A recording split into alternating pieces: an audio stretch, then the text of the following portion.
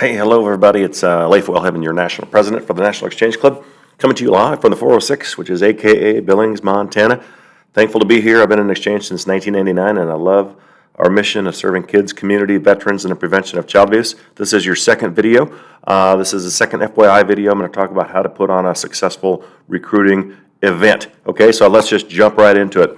I've done several of these over the years, and I find that the best time to actually have some open houses or socials, recruiting events, whatever you want to call it, an open house, a social, a meetup, those are great words to use, is to have them in the spring and in the fall. And it is October, right on the cusp of October, so this is the perfect time to plan out your next recruiting event, not only for your district, but maybe for a club or maybe even a cluster or a group of clubs in your area.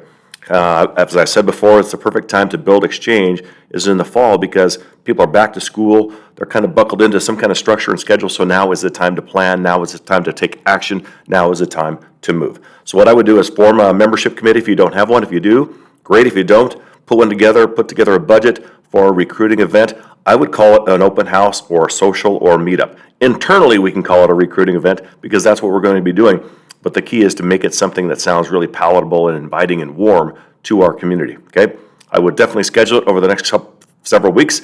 Do it before you get into Thanksgiving. So I would definitely do it probably October, at the very latest, the middle or the first part of November, okay? Do that right away. Schedule it where it's someplace fun. Maybe it's a restaurant, maybe it's a brewery, maybe it's a community center, someplace fun and inviting, plenty of parking, easy to get to, has a great reputation. Those kinds of places are great.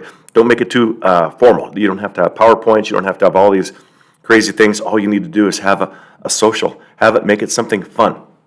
The key is to use social media. I would definitely use social media in addition to emails, personal invites, phone calls, text messages, postcards. You can do it all, but you really have got to focus in on the social media part for number one, and create what I call a Facebook event. The really cool part about that is Facebook events are easy to share across several groups, platforms, and across the community. And so you want to be able to take advantage of multiple audiences and audiences that are bigger than your own personal Facebook page or bigger than your own club's Facebook page. Does that make sense? So what I would do is I would schedule an event. Let's say it's going to be at ABC Brewery. Let's say, for example, I'm going to make ABC Brewery a co-host of that event so that all of their fans, all of their friends, all of their followers can see the event and how they can get involved in serving kids, community, veterans, and the prevention of child abuse. The second thing I would do is I would invite some community partners to come and speak. So maybe it's somebody from the food bank, maybe it's somebody from the shelter, maybe it's somebody from a veterans organization in your area. Invite those people to come along and speak for like 2 minutes just on the value of exchange and what their benefit has been from being involved with you and your club. It's great when the community members can hear somebody else advocating for you. It's hard to be kind of the, what do they call that, the Pied Piper, or to be the prophet in your own town. But when you have other people reaffirming and confirming what it is that they think of you, it is powerful, very, very powerful. So you're going to make those people also co-hosts of the event. If you need help with that, contact me, contact your leaders. We will show you how to do that. Because now we're not only going to get the audience of the ABC Brewery, now we're getting the audience from the food bank, the shelter, the veterans organization. Hopefully that makes sense. Because you want to have this event be spread across the community like wildfire.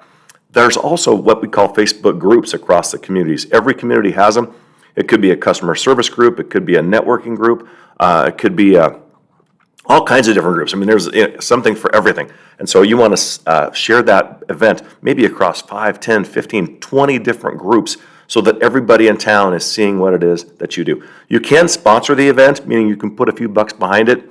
Doesn't take a ton of money, 15, 20, 30 bucks, 50 bucks would do it. So just know that I would definitely look at that for sure. It's a great way to pool. Second thing I would do, in addition to making the co-host, find a great place to have the event, make it fun, make it social, is I would make it into a small fundraiser, okay? It doesn't have to be a big one. You don't have to print tickets. If you want to do some kind of silent auction, some kind of gift basket, some kind of giveaway, a 50-50, I don't know, whatever you want to do. But again, make it fun. Another easy way to do it would be to have somebody bring a can of food, have somebody bring toiletry, have somebody bring an item for these organizations that are going to come and speak at your event. It's a great way for people to get involved right away, and they can visually see themselves rolling up their sleeves, getting involved with our club right now. Hopefully that makes sense. You're going to have speak somebody from your organization. Maybe it's the president, maybe it's a leader in your organization. Speak on what it is that we do. Cite just a couple of the projects that we do, but don't make it too long. The max this thing should be is 1 hour, and if you can do it less than that, which is great, that leaves time for networking and connecting and visiting and sharing of thoughts and ideas, okay? So again, keep it simple. Create the Facebook events. Invite some community partners along. Make it a fundraiser. Keep it fun. The last one we did in March. We did it as a fundraiser for our local child abuse prevention center, right? A prevention center. And we had 50 people show up, 25 prospects.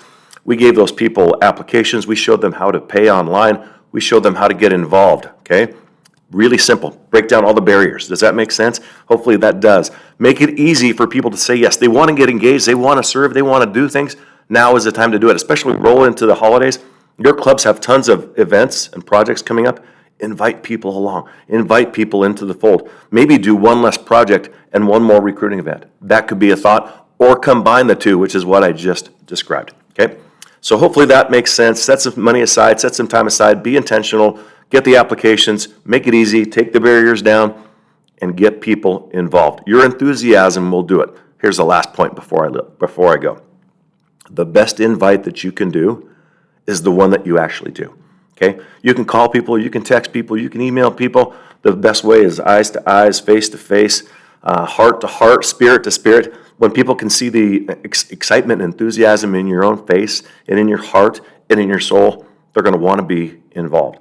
So personally invite people. That's what I do, and that's what I do a really good job of. I'm even going to invite them 2 weeks out, a week out, and then a couple days out. I'm going to be not pestering them, but I'm just going to remind them that I really would love to see them check this organization out, because I feel like they are in alignment with what it is that we do. Because there's tons of people out there that believe in kids, that believe in community, that believe in serving veterans, and that believe in preventing abuse. So let's go out there and give them that opportunity to serve. Somebody gave you the gift of exchange. Now it's our turn to give that gift of exchange away. If you've ever heard me talk about the cookie story, I may save that for the next video, but just realize that you're just giving this gift away. Just give the cookies away, these exchange cookies.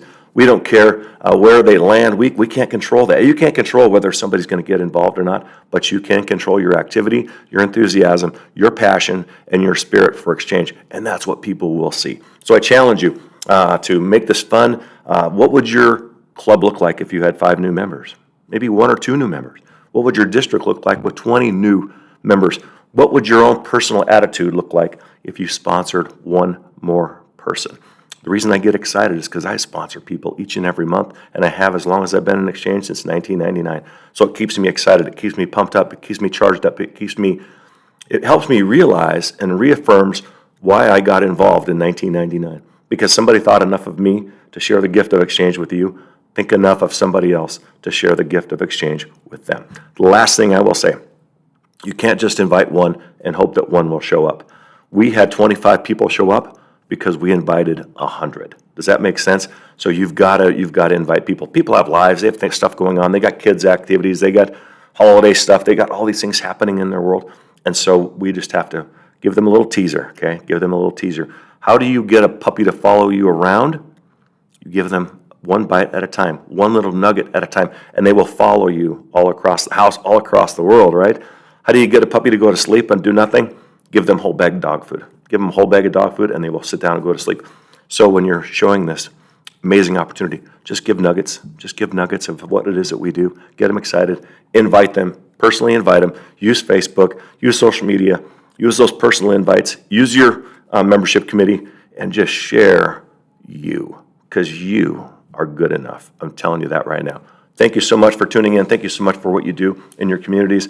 We love and appreciate everything you do. If you need anything, I'm here. Mike Rychek is here, your national president-elect. All the RVPs, the regional vice presidents, are there for you. Your district presidents, district president-elects, the national staff at NEC in Toledo, and the National Exchange Club is amazing. Let us all help and work for you for the betterment of our communities. Have a great, great day.